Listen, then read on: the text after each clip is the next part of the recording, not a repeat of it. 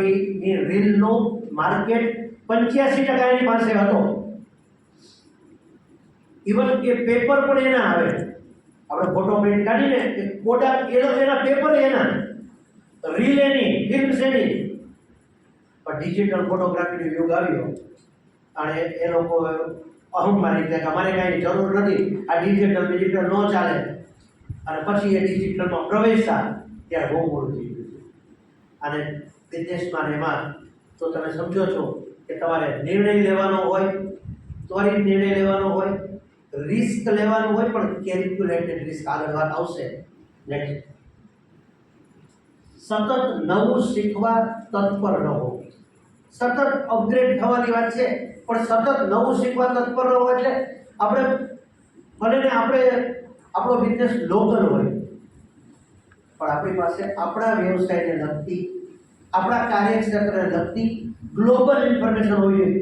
ગઈકાલે જ એક સેમિનારમાં મારે વાત કરવાની થઈ, હું આમ વિષય અંદર લાગશે પણ લાગુ પડે છે એટલે કે અત્યારે સ્કૂલો કોલેજીસમાં બધા એનઈપી ન્યૂ એજ્યુકેશન પોલિસી, હું ટાઈમ બોલું છું, ન્યૂ એજ્યુકેશન આપણો વિષય નથી બરાબર, એના પર બધા બહુ વાત કરે છે. અને પછી ઘણા બધા સંચાલકો કે ન્યૂ એજ્યુકેશન પોલિસીની વાત કરો ને, પણ પહેલી વાત તો એનઈપીનું નામ ન્યૂ એજ્યુકેશન પોલિસી છે જ નહીં, નેશનલ એજ્યુકેશન પોલિસી છે. બરાબર. હવે જેને સાચું નામ પણ ખબર નથી, એટલી પણ માહિતી નથી, પછી આપણે તેમાં શું છે તો કે કંઈક બધું સારું છે, ઘણા બધા સુધારા છે, એમની તમે મને ઉદાહરણ આપીને કહેશો કે આપણું. હું એટલા માટે એ વાત કરી. હવે આપણા વ્યવસાય, તમે એક ક્ષેત્રમાં કામ કરો છો, તમારા ક્ષેત્રમાં ટોપ પર કામ કરી રહેલા લોકો શું કરે છે, કેવી રીતે ડીલ કરે છે, કઈ ટેકનોલોજીનો ઉપયોગ કરે છે. હવે તમે કહો અમારે સાહેબ લોકલી અમારે રોજનું આટલું ટર્ન ઓવર, આપણું આટલું થઈ ગયું એટલે પૂરું, એમ નહીં. સતત નવું શીખવા તત્પર રહો, અપડેટ કરો તમારી ફોર્મને, તમારા ઓર્ગેનાઇઝેશનને, તમારા નાનકડા વ્યવસાયને, પણ તમે ગ્લોબલ લુક કેમ ન આપી શકો. અને જે સતત નવું શીખતા જાય છે, સતત હું સાહેબ 91માં LICમાં આવ્યો છે. LIC 91માં LICમાં હતો ત્યારે મારી સાથે જે બે ત્રણ મિત્રો હતા અલગ અલગ, એમાંથી એક મિત્રએ તે વખતમાં કોમ્પ્યુટર સોફ્ટવેર બનાવ્યો એજન્ટ માટેનો, પછી બીજો બનાવ્યો ડેવલપમેન્ટ ઓફિસર માટેનો. આજે કેટલા બધા સોફ્ટવેર છે સાહેબને ખબર છે, અને મારું એમાં નોલેજ પણ એટલું નથી હવે, પણ એ વખત મેં સોફ્ટવેર બનાવ્યો ને એટલે જસ્ટ લાઈક એક્સેલ શીટ અત્યારના પ્રમાણે કહીને તો એક્સેલમાં જે પ્રોગ્રામિંગ કરીને એવું કર્યું હતું. ત્યારે કંઈ એટલો બધો સોફ્ટવેરના પેલા નહોતા, એટલે એક્સેલ શીટ્સમાં જ. પણ એણે એવું સરસ કર્યું હતું કે એજન્ટ છે કે પોતાના ક્લાયન્ટની ઇન્ફોર્મેશન નાખે એટલે એના પ્રીમિયમ આવી જાય, એના રિમાઇન્ડર સેટ થાય, બધું નાનું નાનું એક્સેલમાં કર્યું હતું. અને એ માણસે એ સોફ્ટવેર મને બરાબર યાદ છે, હજારો એજન્ટને વેચ્યો. હજારો એજન્ટને વેચ્યો તો એ વખતમાં. હું 91 થી 93 ની વાત, હું તો 1 વર્ષ જ હતો, પણ એ મિત્ર મારા પરિચયમાં હતો એટલે મને એ વર્ષોમાં એનો સોફ્ટવેર એટલો બધો ચાલતો હતો. He was simply typist in LIC. LICમાં ટાઈપિસ્ટ હતો, તો ટાઈપ હતા એટલે હવે તો ટાઈપની વાત જ નથી કરી. અને ઘરે એક નાનું કોમ્પ્યુટર હતું. આ જે સતત નવું શીખવાની અને રિલેવન્ટ વાત છે કરું છું કે ઘરે એક નાનું કોમ્પ્યુટરની પાસે હતું, એમાં એને આવું પ્રોગ્રામિંગ ડેવલપ કર્યું. અને એને સોફ્ટવેર એવું નામે નહોતું આપ્યું ત્યારે, તો અત્યારે હું સોફ્ટવેર શબ્દ વાપરું છું. તો આ સતત નવું શીખવાની, સતત અપડેટ થવાની વાત છે. અને તમે તમારા ઓર્ગેનાઇઝેશનમાં સતત જો આ કરતા રહેશો તો ડેફિનેટલી સ્ટ્રગલ પીરિયડ છે એ ટૂંકો થઈ જશે. સ્ટ્રગલ પીરિયડ છે ને એમાં શીખવાનું હોય. દરેક નિષ્ફળતા છે ને એક લેસન આપતો હોય છે, તો સતત નવું શીખતા રહો. નેક્સ્ટ, જોખમ ઉઠાવો અને જીત મેળવો. અહીંયા આપણે આ વાક્ય તો બહુ સિમ્પલ છે, બધાએ સાંભળેલું છે, પણ અહીંયા જોખમ છે ને એને આપણે સમજવાનું છે. રિસ્ક એટલે શું? રિસ્ક એટલે બધા જે બધા નોનસેન્સ ડાયલોગ્સ બોલી જતા હોય છે, એમ જોખમ ઉઠાવવું એટલે આંધળું ત્યાં કરવાનું નથી કહેતો. આપણે તે જોખમનો અર્થ શું? ચાલો કઈ વાંધો નહીં, તમે કીધું જોખમ ઉઠાવો એટલે 2-3 જગ્યાએથી લોન લીધી, પપ્પા નિવૃત્તિ આવ્યું, PF આખું વાપરી નાખ્યું, જોખમ ઉઠાવ્યું, અને પછી ઘરે ગયું, ફળી ગયું.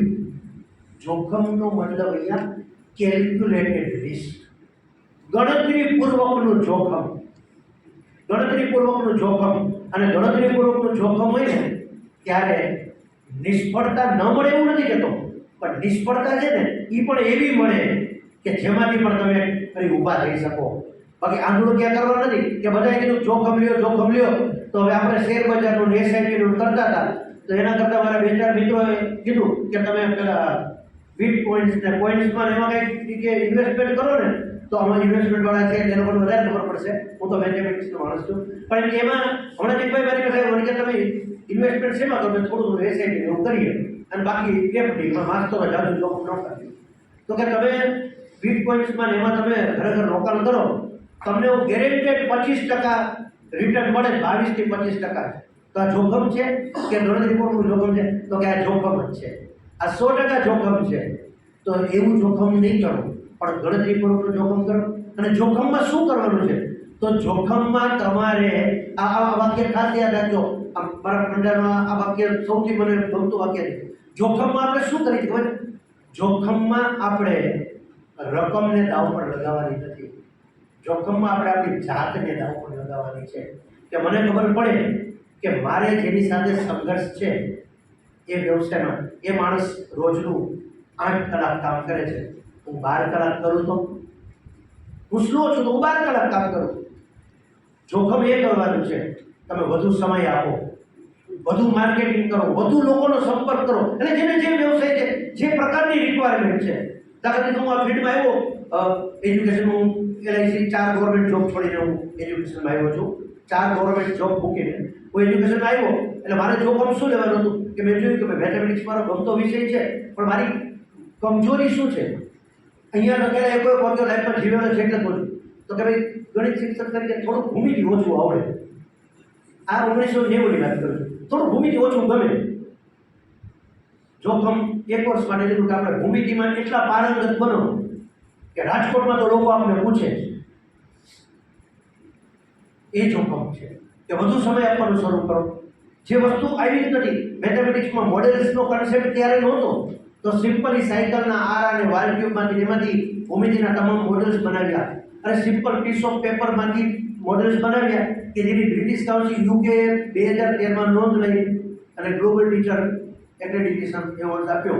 તો એ જોખમ હતું. એ જોખમ શેનું હતું? સમયનું હતું. એ જોખમ શેનું હતું? પ્રાયોરિટીઝનું હતું. એ જોખમ શેનું હતું? પરિવારનું હતું. પરિવારને આપવાનો સમય હતો, એ આપી દીધો. એ તમે જે જોખમનો મતલબ અહીંયા તમે તમારી પ્રાયોરિટી ઘણા શું કે એ ગમે એ થાય, આ બધું કરી છે શેના માટે? 12:30 વાગે એટલે આપણે ઓફિસ બંધ કરી દેવાની, ટિફિન ખુલી જવું જોઈએ. આ પ્રકારના લોકો પણ વ્યવસાય કરે જ છે. એ જોખમ ક્યારેય ન કરી શકે. જોખમ તમારા સમયનું, જોખમ તમારી પ્રાયોરિટીઝનું, જોખમ તમારા પરિવારનું, અને એ ઉઠાવો ને અને જીત મળે છે તમને. નેક્સ્ટ, બહેરા બની તમારી સફળતાને વાચા આપો. મોટાભાગે લોકો બધાને ટેવ એવી હોય છે કે કોઈ ગોસિપિંગ કરે, કોઈ કંઈ ટીકા કરે તો એ સાંભળવામાં પડી જાય. તમારે બોલવાની જરૂર નથી. કોઈ તમને કાંઈ પણ કહે છે તમે બહેરા બની જાઓ. કુછ તો લોગ કહેંગે. અને જો લોકો ટીકા નહીં કરે ને તો સફળતા મળતી નહીં. સચિન તેંડુલકર બહુ સરસ કહ્યું. સચિનનો વચ્ચેનો ગાળો થોડો ખરાબ હતો, નર્વસ 19નો ભોગ બનતો હતો, જે કોઈને ક્રિકેટમાં ખબર કે વારંવાર છે ને 95-95માં આઉટ થઈ જતો હતો. ત્યારે બહુ ટીકાઓ થઈ, સ્પોર્ટ્સ જર્નલિસ્ટ બધા એના પર આર્ટિકલો લખતા હતા ને, ત્યારે એને એક ઇન્ટરવ્યુઅરે પૂછ્યું કે સચિન, તને એવું નથી લાગતું કે તારી બહુ ટીકાઓ થઈ, તારી પર પથ્થરો ફેંકાય છે? ત્યારે બહુ સરસ કહ્યું, યા ઓફકોર્સ, હું એ પથ્થરોને છે ને માઇલસ્ટોનમાં કન્વર્ટ કરું છું. મારી જર્ની તો ચાલુ જ રાખું છું. જર્ની ટુવર્ડ સક્સેસ છે ને એ ચાલુ જ રાખું છું, પણ હું એ જે સ્ટોન્સ છે ને એને માઇલસ્ટોનમાં કન્વર્ટ કરું છું. તો બહેરા બનો. એટલે મોટે ભાગે કંઈક સાંભળી જાય ને અને લોકો ડિસ્ટ્રેક્ટ થઈ જાય. કોઈ નવું કામ ચાલુ કર્યું તો કે હવે આને કામ કર્યું તો પોતે જે કરે છે ભૂલી જાય, પોતાની ઓરિજિનલ આવડત ભૂલી જાય અને નવું જુદું જુદું વિચારવા મળે. એને બદલે તમારી સફળતાને, તમારા કામને તમે વાચા આપો. નેક્સ્ટ, સારા અને સાચા વચ્ચેનો ભેદ પારખો. આ દુનિયામાં સારું શું છે સાચું શું છે આ આપણે સમજવું જોઈએ. જો સમજી લેજો કે સારું લાગતું તમામ સાચું હોતું નથી, અને સાચું ક્યારેક નહીં, મોટે ભાગે લોકોને સારું લાગતું નથી. તમે સાચું કહો ને તો સારું ન લાગે, તો એક કામ કરો, સાચું કહેવાનું બંધ કરી દો. ફેરફાર કરો, હું ટૂંકમાં જ કહું છું, સાચું કહેવાનું બંધ કરી દો. ઘણાને ટેવ હોય તો હું સાચું, ઘણાને એવી ટેવ હોય તો હું સાચું બધાને કહું છું, હું મોઢે પણ કહી દઉં છું. આ તમે તમારી છાપ કરતા હોય તો આ માત્ર ને માત્ર આપણો અહમ છે. સાચું કહેવાનું બંધ કરી દો તો કે તું સાચું કરવાનું ચાલુ રાખો ને યાર, લોકો આપોઆપ સમજશે. આપણી તકલીફ શું છે કે બધાને હું મોઢે પણ સાચું કહી દઉં છું, હું સાચું કરું છું નથી. એને બદલે સાચું કહેવાનું બંધ કરી દો, તમે કરવાનું ચાલુ કરી દો. તમે સાચું કરવાનું શરૂ કરશો, લોકો ડેફિનેટલી ફોલો કરશે તમને. નેક્સ્ટ આ એક વસ્તુ છે જે અહીંયા થોડું સમજ કરવું છે મારે, અને એમ કે પ્રશંસા ને એવું કરો, ટીકાઓની કદર કરો. મોટે ભાગે આપણે શું કરીએ છીએ કે કોઈ ટીકા કરે ને એટલે આપણને તકલીફ પડે, અને મોટા ભાગના માણસો એવું હોય છે કે એની સામે જ્યારે ઓપોર્ચ્યુનિટીઝ ક્રિએટ થાય, તક મળે ને તો એ તકમાં તકલીફ શોધે કે ધીરજભાઈ મને જ બોલાવ્યો ને, મને આમાં તો કાંઈ નહીં, આમાં કાંઈ એનો હેતુ હોય છે.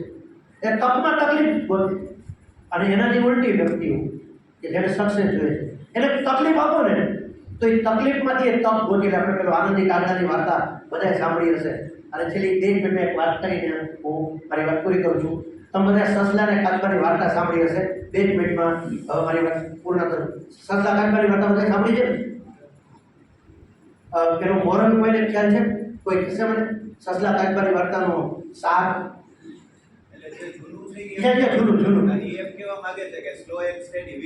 Slow and steady win the race. હવે આ વાત અહીંયા પૂરી થઈ ગઈ. કાચબાઓ આશરે 200 વર્ષ જીવે, એટલે કાચબાઓની 5-10 પેઢી ગઈ. સસલાનું સરેરાશ આયુષ્ય 20 વર્ષનું હોય, એની 30-40 પેઢી વહી ગઈ. અને સસલાઓ ચર્ચા કરતા હતા કે આવું ખરેખર આપણે તો ઝડપમાં માનીએ છીએ, આપણે એટલા ઝડપી છીએ, અને છતાં આપણે હારી ગયા, આપણી પર આ કલંક છે. એટલે એમણે કાચબા પાસે જઈને કીધું કે ચાલો આપણે ફરીથી રેસ કરીએ. એટલે કાચબાઓ કે ભાઈ જવા દો ને, તમે હારેલા છો, અમે slow and steady win the race દુનિયા આખી સ્વીકારે છે. એટલે બધા સિંહ પાસે ગયા. સિંહે કીધું ચાલો રેસ કરીએ. ફરીથી રેસ શરૂ થઈ. આ વખતે કાચબા પાસે છે ને જીતનું અભિમાન હતું, અહમ હતો, અને સસલાઓ પાસે છે ને હારનો અનુભવ હતો. 5 જ મિનિટમાં રેસ પૂરી થઈ ગઈ, સસલાઓ જીતી ગયા. અને સમાજને નવું સૂત્ર મળ્યું કે speedy and accurate win the race. વાત ત્યાં પૂરી નથી થતી, 1 જ મિનિટમાં પૂરી કરવાની છે. તો પાછું કાચબાઓ કે ભાઈ આ તો આમ હતું તેમ હતું ને, એટલે કાચબાઓ બધા ભેગા મળ્યા, સભા કરી, અને થોડુંક વિચારીને પાછા આવ્યા. એ કે એક રેસ પાછી કરો. સિંહને વિનંતી કરી, આ વખતે અમે જીતી જશું. સસલાઓ કે 1 નહીં 10 કરો, અને 10 માંથી 1 પણ તમે જીતો તો પણ અમે માની લેશું. એટલે ફરીથી રેસ શરૂ થઈ. કાચબાઓની શરત હતી કે રસ્તો અમે નક્કી કરશું. તો કે કાંઈ વાંધો નહીં, તમે કહો ને. એટલે કાચબાએ દિશા નક્કી કરી. સિંહ બેસી ગયો. ફરીથી રેસ શરૂ થઈ. સસલા દોડવા માંડ્યા. થોડુંક દોડ્યું ને ત્યાં બહુ મોટી નદી આવી. કાચબો ધીમે આવ્યો, નદીમાં પાણીમાં બેઠો, સામે કાંઠે બીજે રેખા હતી, અને સસલો આખી નદી ઓળંગીને પહોંચે એ પહેલા તો કાચબો પહોંચી ગયો હતો. એટલે કાચબો જીતી ગયો, અને સમાજને નવું સૂત્ર મળી ગયું. શું મળ્યું? Slow steady but highly intellectual win the race. અહીંયા બુદ્ધિ ઉમેરવાની ને. Slow steady but highly intellectual win the race. ફરીથી નવું સૂત્ર મળ્યું. વાત પૂરી થઈ જાય, અને મારે પણ પૂરી કરવી જોઈએ. પણ આ તો ડિબેટ ચાલ્યા જ કરવાની. મેં કહ્યું ને કે દરેક આર્ગ્યુમેન્ટને 3 સાઈડ હોય છે, મારી સાઈડ, તમારી સાઈડ ને સાચી સાઈડ. તો પાછો ઝઘડો શરૂ થયો ને. હવે સિંહ ગુસ્સે થઈ ગયો. એ કે ભાઈ આ કઈ રમત છે? છેલ્લી રેસ આપું છું, રસ્તો હું નક્કી કરું છું, વિજય રેખા હું નક્કી કરું છું. જીતે એ આજીવન હવે વિજેતા, અને જે હારે એનો હું સ્વીકાર કરી દઈશ. દુર્ગમ રસ્તો દોડવાનું શરૂ થયું. થોડાક આગળ ગયા ત્યાં સસલું ધીમું પડી ગયું. કાચબો દૂર હતો એટલે ઊભો રહ્યો. એને સસલાને બહુ સરસ કહ્યું કે દોસ્ત, તારી ને મારી વચ્ચે દુશ્મનીનો પણ સંબંધ છે. આ દુનિયામાં કેટલાયને સંબંધ એ નથી હોતો. ચાલ મારી પીઠ ઉપર બેસી જા, આપણે જંગલ પાર કરી. આગળ ગયા ત્યાં મોટી નદી આવી. એટલે પાછું એને કહ્યું કાચબાએ કે દોસ્ત, આ ઠાલ તારા માટે છે, તું બેસી જા. એમ કરતા વિજય રેખા પાસે પહોંચ્યા. એટલે બેય એકબીજાનો હાથ પકડી લીધો. તું મારી વિજય હો, અમારી વિજય હો, ના તુમ હારે ના હમ હારે, બંને સાથે પહોંચીને જીતી ગયા. આ છે ટીમ વર્ક છે. તમારા ઓર્ગેનાઇઝેશન કોઈ સ્લો હશે, કોઈ સ્ટેડી હશે, કોઈ સ્પીડી હશે, કોઈ એક્યુરેટ હશે, કોઈ ઇન્ટેલેક્ચ્યુઅલ હશે, પણ આ બધું ભેગું થશે ને તો ટીમ વર્ક થશે. કોઈ એક સ્કિલ ઉપર હવે આગળ વધી શકે એમ નથી. તમારી સાથે વાર્તાલાપ કરવાની તક આપી એ બદલ ટીમ બીબીએન અને મારા પરમ મિત્ર ધીરાભાઈ રાવલ સાહેબનો, વિક્રમભાઈનો, ટીમનો વધારે હું આભાર માનું છું. Thank you very much. All the best. Thank you so much sir. તાળીઓનો ગડગડાટ હોવો